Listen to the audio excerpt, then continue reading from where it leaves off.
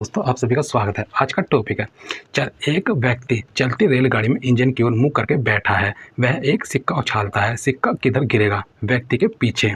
एक ट्रेन जैसे ही चलना आरंभ करती है उसमें बैठे हुए यात्री का सिर पीछे की ओर झुक जाता है। इसका क्या कारण है?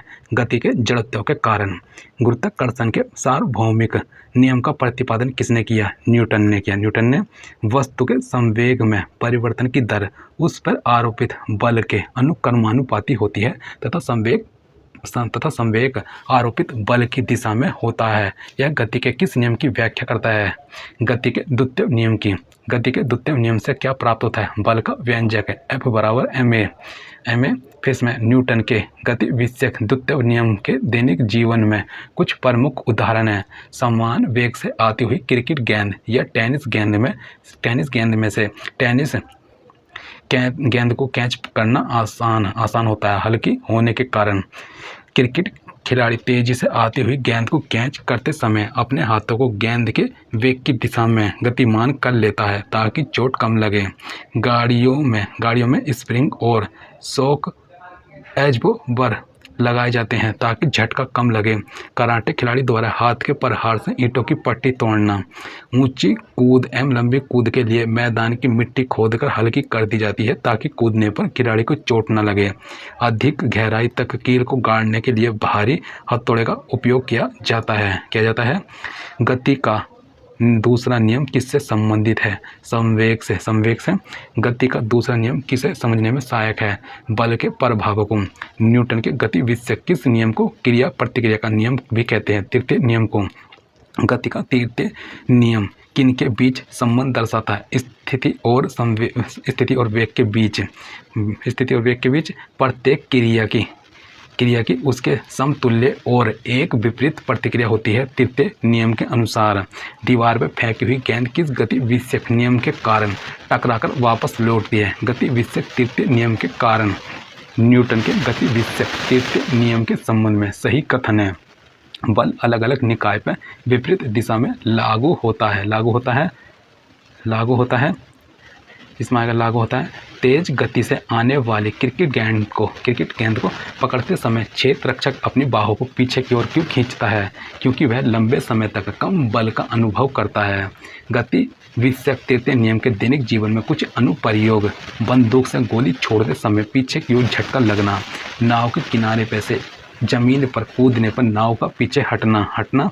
नाव खेने के लिए बांस से जमीन को दबाना। कुएं से पानी खींचते समय रस्सी टूट जाने पर व्यक्ति का पीछे गिर जाना। ऊंचाई से कूदने पर चोट लगना। रॉकेट का आगे बढ़ना।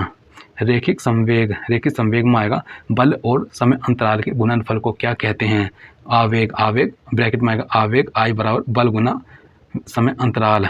फिर है किसी गतिमान वस्तु के द्रव्यमान तथा वेग के गुणनफल को क्या कहते हैं? संवेग P बराबर द्रव्यमान गुना वेग। आवेग किसके तुल्य होता है? संवेग में परिवर्तन के। किसी सिस्टम में जब दो अप्रत्यक्ष पिंडों के बीच टक्कर होती है तो क्या घटित होता है? गतिज ऊर्जा परिवर्तित हो जाती है परंतु संवेग संरक्षित रहता है। यदि वेग को दुगुना कर दिया जाए तो संवेग और गतिज ऊर्जा का क्या मान होगा? संवेग 2 गुना, गतिज ऊर्जा 4 गुना बढ़ जाती है। किसी वो पिंड एक जिसका द्रव्यमान 2 kg तथा पिंड B जिसका द्रव्यमान 3 kg है एक दूसरे की ओर क्रम से 4 मीटर प्रति सेकंड और 2 मीटर प्रति सेकंड के वेग से बढ़ रहे हैं। टक्कर के समय प्रत्यास्थ संघटक की दिशा क्या होगी? विपरीत दिशा। किसी वस्तु का संवेग किस पर निर्भर करता है? द्रव्यमान व वेग दोनों पर। यदि संवेग P और वेग V दिशा दिया हुआ हो तो द्रव्यमान M ज्ञात करने के लिए प्रयुक्त सूत्र क्या होगा? P/V। संवेग संरक्षण का नियम।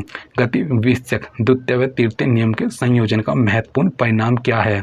संवेग संरक्षण का नियम क्या होता है?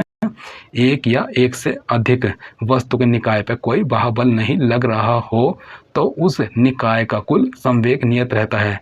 रॉकेट का संक्षेपण किस सिद्धांत पर आधारित होता है? संवेग संरक्षण के सिद्धांत पर। किस सिद्धांत के अनुसार कोई रॉकेट अंतरिक्ष में कार्य करता है? संवेग संरक्षण का सिद्धांत।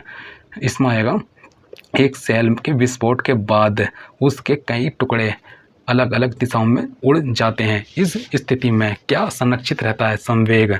यदि दो समान गोलियां भारी व हल्की बंदूकों से अलग अलग दागी जाए तो किस बंदूक से चोट लगने की संभावना अधिक होगी? हल्की वाली बंदूक से। प्रक्षेपक गति। प्रक्षेपक गति का होगा? प्रक्षेपक गति से क्या तात्पर्य है? इसमें आएगा इसका, जब कोई वस्तु गतिज ऊर्जा से कोई कोण बनाते हुए ध्रुवाधर तल में प्रक्षेपित की जाए तथा उसका पक्ष परवलयाकार हो। यदि कोई वस्तु ऊपर की ओर फेंकी जाए तो अधिकतम ऊंचाई पर उसका वेग क्या होगा? 0 मीटर प्रति सेकंड पृथ्वी की सतह से फायर किए गए प्रक्षेपक गति के दौरान स्थिर रहता है। उसके वेग का क्षैतिज घटक। प्रक्षेप पथ को क्या कहा जाता है? प्रक्षेप पथ। प्रक्षेप गति में क्षैतिज के साथ एक बड़ा कोण कब बनता है? प्रक्षेप पथ ऊंचा हो। प्रक्षेप गति में कुल उड़ान का समय कितना होता है? इसमें आएगा अधिकतम ऊंचाई तक पहुंचने में लगने वाले समय से 2 गुना, अर्थात उड्डयन काल के बराबर। उड्डयन काल किसे कहते हैं? पिंड को फेंकने तथा वापस पृथ्वी पर गिरने के बीच के समय को। परास क्या होता है? उड्डयन काल में पिंड द्वारा मापी गई क्षैतिज दूरी। किस प्रक्षेप कोण के लिए क्षैतिज परास का मान समान होता है? थीटा तथा 90 - थीटा के लिए किसी प्रक्षेप कोण पर क्षैतिज परास अधिकतम होता है 45 डिग्री पर। बल एवं घर्षण बल। इसमें आ जाएगा गुरुत्वाकर्षण बल, विद्युत चुम्बकीय बल।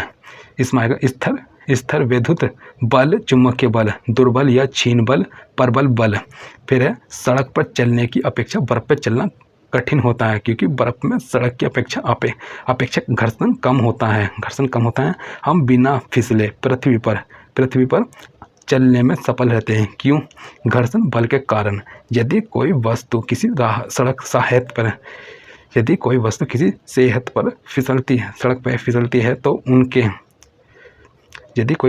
सड़क पर फिसलती है तो उनके बीच गति का प्रतिरोध करने वाली कौन बल होता है? प्रतिरोध करने वाला कौन बल होता है? घर्षण बल इसमें आएगा। घर्षण बल के बाद साइकिल एवं कारों में बॉल बेयरिंग का प्रयोग होता है, क्योंकि पहिया एवं धुरी के मध्य संस्पर्श का प्रभावी क्षेत्र घट जाता है। घर्षण बल किस दिशा में कार्य करता है? बल की दिशा के विपरीत।